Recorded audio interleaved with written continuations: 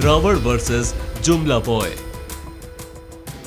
देश में इसी साल होने वाले 5 राज्यों के विधानसभा चुनाव और 2024 लोकसभा चुनाव को देखते हुए पार्टियां तरह तरह के तरीके अपनाकर विरोधी नेताओं पर हमला बोल रही है। बीजेपी और कांग्रेस के बीच सोशल मीडिया पर जारी पोस्टर वॉर दिन प्रतिदिन तेज होता जा रहा है। एक तरफ कांग्रेस ने एक पोस्टर जारी किया जिसमें पीएम मोदी और अमित शाह को जुमला बॉय बताया, तो वहीं बीजेपी ने कांग्रेस नेता और सांसद राहुल गांधी को पोस्टर जारी कर रावण बता दिया। बीजेपी के पोस्टर में क्या है? बीजेपी ने अपने पोस्टर में राहुल गांधी को नए जमाने का रावण बताया है। पोस्टर पर बड़े अक्षर में रावण और Congress party production George Soros द्वारा निर्देशित लिखा है। पोस्टर में राहुल गांधी के 7 सिर दिखाए गए हैं। इसके कैप्शन में लिखा है, नए जमाने का रावण, वो दुष्ट, धर्म विरोधी, राम विरोधी है, उनका लक्ष्य भारत को बर्बाद करना है। कांग्रेस ने 4 अक्टूबर को ट्विटर पर पीएम मोदी और गृह मंत्री अमित शाह का पोस्टर जारी किया था। इसमें दोनों को जुमला बॉय बताया गया है। बीजेपी और कांग्रेस के बीच सोशल मीडिया पर जारी जंग में अब प्रियंका गांधी की एंट्री हो गई है।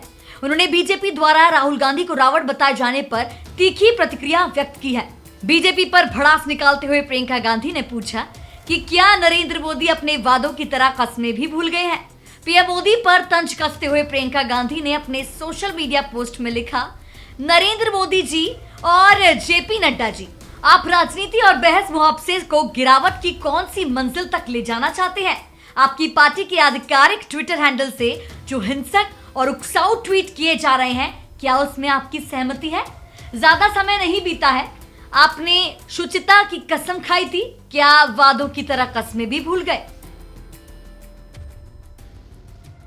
राहुल गांधी को रावण बताए जाने पर कांग्रेस ने कड़ी आपत्ति जताई है। कांग्रेस महासचिव जयराम रमेश ने अपने एक्स अकाउंट से पोस्ट किया, बीजेपी के ऑफिशियल हैंडल पर राहुल गांधी को रावण के रूप में दिखाने वाले घटिया ग्राफिक के पीछे वास्तविक मंशा क्या है? इसका स्पष्ट रूप से एक ही मकसद है, एक कांग्रेस सांसद और पार्टी के पूर्व अध्यक्ष के खिलाफ हिंसा के लिए उकसाना और भड़काना, जिनके पिता और दादी की हत्या उन ताकतों ने की थी जो भारत को तोड़ना चाहते हैं। उन्होंने आगे लिखा, प्रधानमंत्री का हर दिन झूठ बोलकर मानसिक रूप से बीमार होने के विकार से पीड़ित होने का सबूत देना एक बात है, लेकिन अपनी पार्टी से इस तरह के घृणा से भरे कंटेंट बनवाना न केवल पूरी तरह से अस्वीकार्य है बल्कि बेहद खतरनाक भी है। हम डरने वाले बिल्कुल नहीं हैं।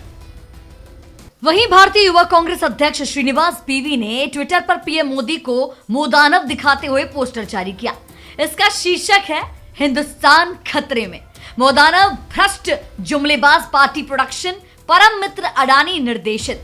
श्रीनिवास बीवी ने लिखा कि ये नए युग का मुदानव है, ये दुष्ट है, लोकतंत्र विरोधी है, संविधान विरोधी है, जनता विरोधी है, मानवता विरोधी है। इसका एकमात्र लक्ष्य भारत और इंडिया के विचार को नष्ट करना है। मैं बीजेपी वाले को मैं कहना चाहता हूं, आज जो इन लोग ने जो पोस्टर रिलीज किया है उसमें क्या मेंशन किया है? देश खतरे में। 70 साल में कांग्रेस जो सरकार में थे तब कोई देश खतरे में नहीं था। मोदी जी जो पिछले 9.5 साल से सत्ता पे है, देश खतरे में आ गया।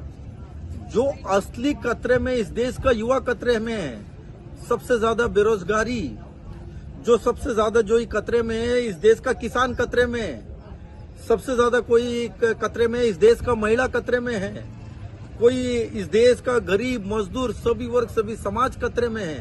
क्या बताना चाहते हैं इन लोग ने? जो पिछले 9 साल में इन लोग ने कोई कसर नहीं छोड़ा इस देश को डुबाने को और इस देश को सेल करने को। इनका जानलेवा नोटबंदी हो, गब्बर सिंह टैक्स हो, जो मणिपुर में जो अभी वर्तमान में पिछले 6 महीने हुआ है, प्रधानमंत्री को एक बार विजिट नहीं कर पाया। हाँ, इनका व्हाट्सएप यूनिवर्सिटी ने किस तरीके से जो पोस्टर बनाया है, असली जो भगवान है, ये शक्ति है देश का, वो राहुल गांधी है। राहुल गांधी तपस्या किया है, इन लोग ने क्या किया? इस देश को तोड़ने का, इस देश को खत्म करने का कोई कसर नहीं छोड़ा है। तो इस पे पता चलता है देश खतरे में। इनका नीरव मोदी, मेहुल चोकसी, ललित मोदी, जो भी बाग ने देश को लूटने को मौका दिया, देश इन लोगों के वजह से खतरे है। असली पोस्टर प्रधानमंत्री का होना चाहिए था। नरेंद्र मोदी का वो पोस्टर होना चाहिए था। इनका व्हाट्सएप यूनिवर्सिटी जो भी आप लोग कर रहा है, देश का जनता तय कर चुका है। भारत जोड़ो यात्रा के बाद देश का जनता को समझ में आ गया है बीजेपी को उखाड़ के फेंकना। इसीलिए लोगों को दिमाग को गुमराने के लिए नया नया जो स्कीम लेके आ रहा है। मैं इनसे कहना चाहता हूँ, बेरोजगारी के बारे में कोई बात नहीं करता है, बा शब्द भूल गया। महंगाई के बारे में मां शब्द भूल गया। तो जो असली मुद्दे के ऊपर जिंदगी में इन लोग चर्चा नहीं करते हैं। देश को गुमराने के लिए लोगों को समझ में आ गया कर्नाटका के रिजल्ट के बाद जो आने वाला 5 राज्यों का चुनाव में इनको सही सबक सिखाने का काम जनता ने करेगा।